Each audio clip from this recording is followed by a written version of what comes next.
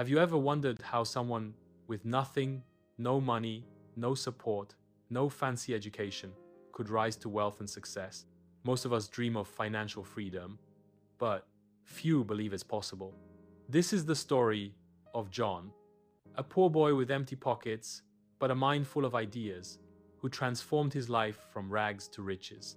John grew up in the broken alleys of Riverdale, where the houses leaned like tired old men and the air smelled of dust and oil.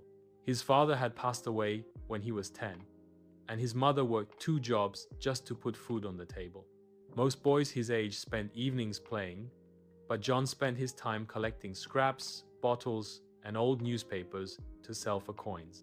Yet, John was different. Even as a child, he kept a small notebook where he scribbled numbers, ideas, and little dreams.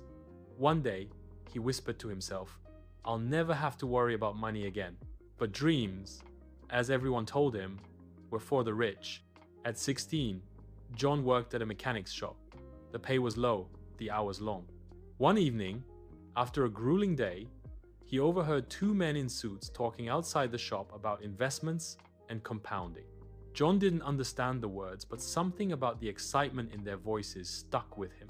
That night, under the flickering bulb in his small room, John searched for books in the local library about money.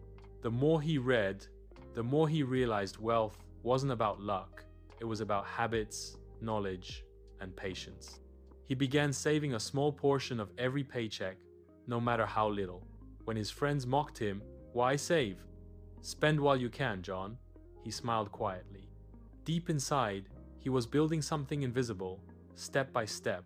At 19, John discovered the power of small investments. He bought a few shares of a company everyone else ignored.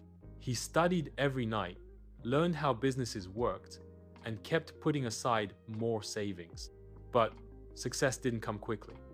Some investments failed. He lost money, and doubt crept in like a shadow.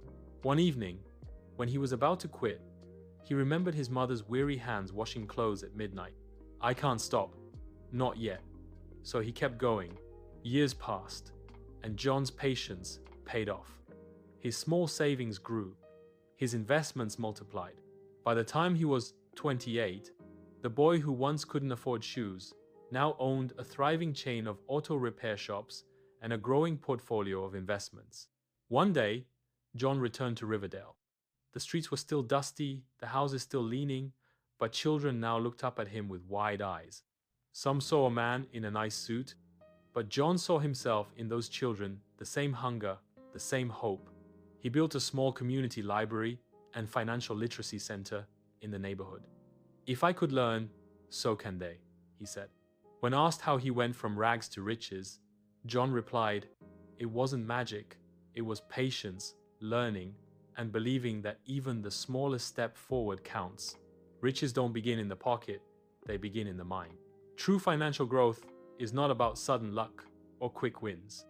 It's about discipline, learning, and consistent small steps that compound over time.